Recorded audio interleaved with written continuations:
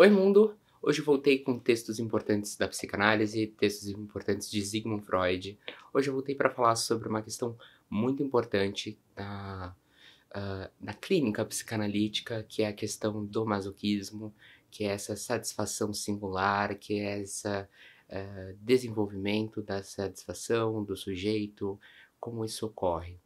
Para falar sobre esse assunto, hoje eu peguei o texto O Problema Econômico do Masoquismo, que é de 1924. É bem interessante esse texto, o momento que ele aparece, porque o Freud já fez a virada da primeira para a segunda tópica, então ele já entende o aparelho psíquico de uma outra maneira, de um outro lugar, que foi o que possibilitou para ele dar conta de questões mais complexas, como é a questão do masoquismo. Como alguém pode ter prazer em algo que seria em si desprazeroso?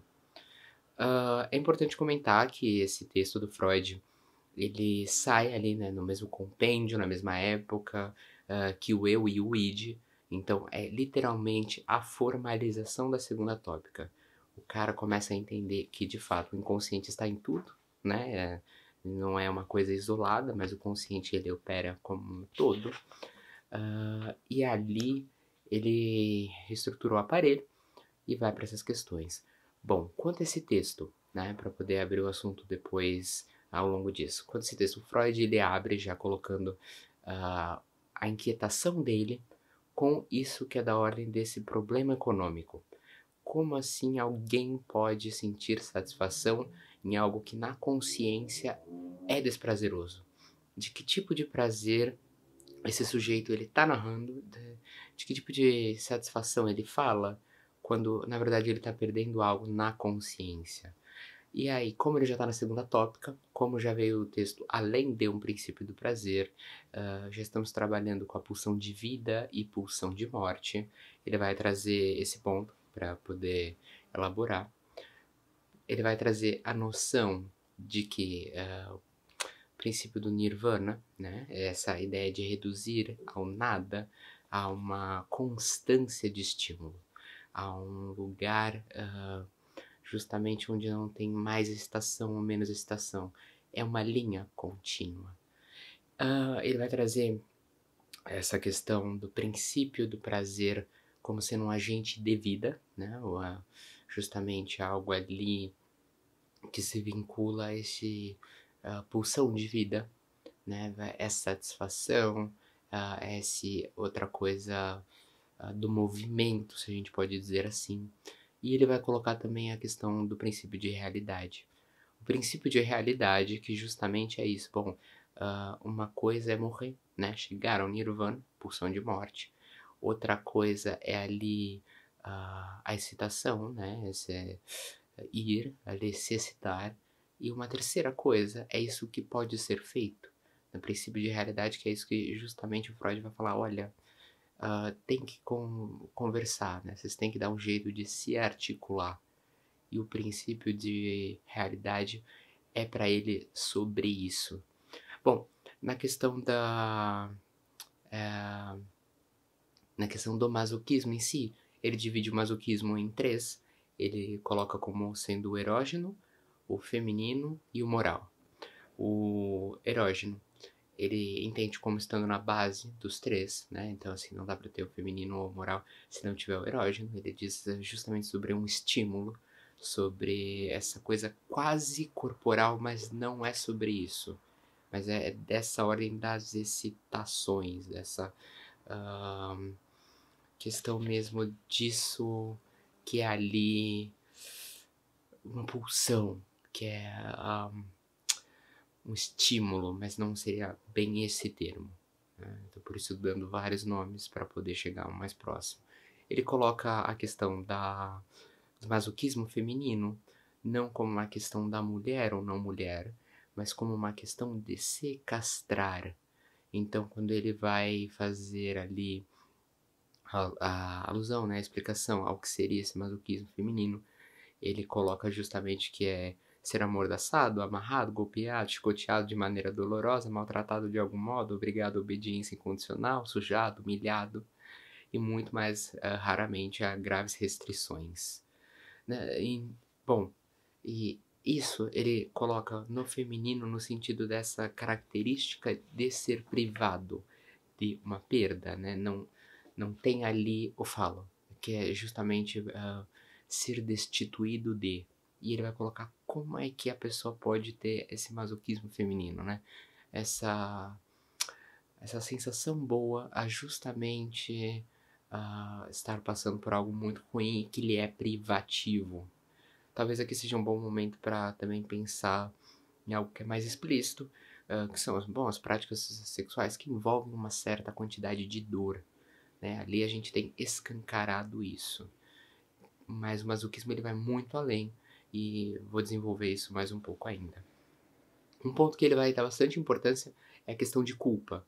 A culpa para o Freud é algo muito interessante e tem um vídeo aqui no canal sobre o futuro de uma ilusão que é importantíssimo para entender essa posição de culpa.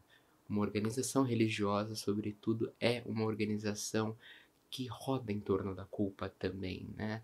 Pensando ali no cristianismo, é uma narrativa de culpa, é uma narrativa de uh, pagar, penitenciar, ter os pecados ali expiados. E ele coloca que esse sentimento de culpa ele vai estar na organização de masoquismo. Existe um sentimento de culpa, e aí o pulo do gato, seja ele um sentimento consciente ou inconsciente, no qual a pessoa sente que precisa ser expiada, punida, tem que pagar com isso, tem que perder. Bom, e aí o Freud passa por uma digressão, né? Ele vai falar dos 3 ensaios da sexualidade, a obra genial dele, para falar justamente sobre a questão excitatória na criança. A criança que ainda não tem aí capacidade, né, repertório, para dizer o que é isso que lhe excita, o que é isso que lhe acomete em termos corporais, psíquicos, afim. E para o Freud traz isso justamente para levar a gente a pensar nessa questão da libido, libido enquanto energia, e que os seres vivos têm, né? Bom, e como essa libido, ela busca uma satisfação.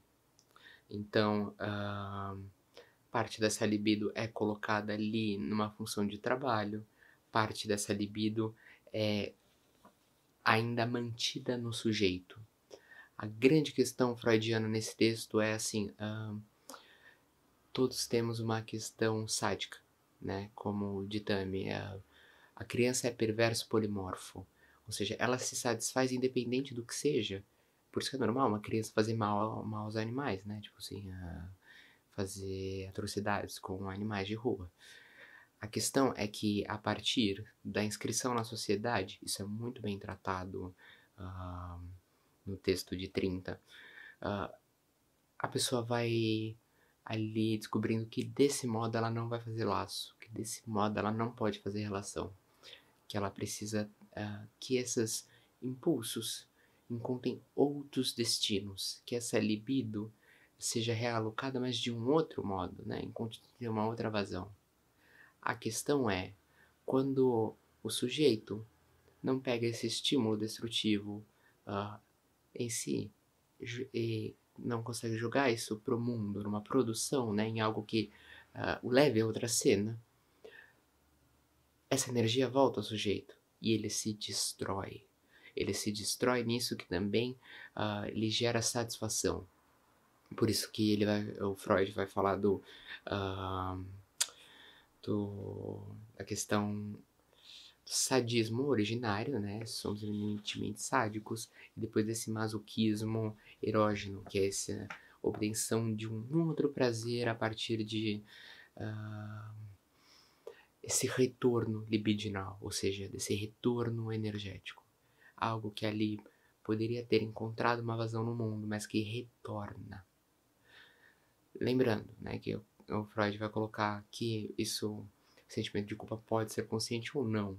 Isso fica mais claro a partir da terceira modalidade masoquista que ele vai trazer, que é justamente a masoquismo moral. Que ali ele coloca como sendo um a mais, né? Porque ele vai colocar aqui por um bom masoquista, qualquer oportunidade de levar um tapa, ele dá o rosto. E ele coloca que no masoquismo moral, uma pessoa ali, diferente do masoquismo feminino, não precisa ser um mal, uma insatisfação infligida por alguém que lhe é conhecido. De novo, né? Amarrado, amordaçado, humilhado por pessoas conhecidas. No masoquismo moral é já de outro lugar. É um sujeito que ali ele recebe uma satisfação a partir de qualquer descontentamento. Então a gente está falando de uma forma de sofrimento que ela carrega, uma forma de satisfação generalizada, né? E aí o trabalho justamente de questionar esse sujeito, o que ele tem a ver com esse sintoma, o que ele tem a ver com isso que lhe acomete. A partir desse momento, Freud ele vai começar a falar sobre a questão do supereu e do id. A questão do supereu como sendo esse balizador que fala, olha, você não pode fazer as coisas, isso é errado, você não pode atropelar um gatinho na rua, né? E do id, outra instância psíquica que fala, olha, goze, sinta prazer, né? Vá às últimas consequências. E aí, nessa parte do texto, Freud coloca em questão como é que o supereu consegue ser tão punitivo em algumas elaborações. Como em algumas pessoas, o supereu consegue ser tão restritivo que o id não teria vazão, não teria um encaminhamento possível para isso que é da libido, isso que é da excitação, isso que é da pulsão, se não justamente colocar essa energia diretamente em si, consumir-se, né? E é consumir até sumir. Isso é muito interessante porque ele nos leva diretamente para a noção sádica, para a noção de uma satisfação que diz sobre uma desorganização da vida. Agora vamos para uma outra parte importante. Talvez pensando aí no caso Dora, né? Ou a grande virada do caso Dora em Freud é que ele vira para Dora e pergunta: o que você tem a ver com isso que você reclama, né? Que é de fato responsabilizar o sujeito. Essa retificação subjetiva. Você só dá para trabalhar em análise no momento que você fala, bom, alguma coisa aí eu posso fazer. Não interessa, né? É o meu chefe, é o trabalho, é o outro, é o outro, é o outro. A questão é vir trabalhar o que você pode fazer em termos de movimento também para reposicionar esse outro, para justamente mudar ali a dinâmica desses afetos. Isso nos é bastante interessante pensando em vários tipos de satisfação, né? Pensando assim, talvez você não seja essa pessoa que sai se automutilando, mas o quanto não é mutilativo todos os movimentos que dizem sobre autossabotagem. Que prazer é esse que o sujeito obtém a partir de movimentos que eminentemente vão lhe fazer mal? E que depois a pessoa, né, no popular, ela diz, bom, me auto-sabotei. Sim, mas o que é isso, né? De que desejo esse sujeito está falando, né? Para qual desejo aponta os movimentos dessa pessoa? E de que satisfação ela está falando? De qual lugar ela fala quando ela fala dessa satisfação, que é também se destruir? E esse texto ele é super importante para poder entender essa organização sintomática, né? Para poder entender como as pessoas conseguem fazer movimentos que muitas vezes vão atribuir completamente o outro, né? Eu não tive nada a ver com isso, mas que a partir de um trabalho ela percebe, bom, de fato, tinha muitas coisas acontecendo ao meu redor, mas eu podia ter julgado diferente. Aliás, eu ainda posso mudar algumas peças. E aí ela se reestrutura, ela se responsabiliza. Mas antes de tudo, colocar em questão essa satisfação. E essa satisfação que o Freud ali eminentemente tem um marco no texto além de um princípio de prazer. Em 1920, que vai levar ele a essa mudança da tópica, da primeira para a segunda. Que é isso, se questionar levar às últimas instâncias, se questionar o que, né, como, não tanto por quê, porque geralmente o de menos numa psicanálise, mas busca essa satisfação que é do multicelular ao unicelular, que é o aniquilamento. Era isso.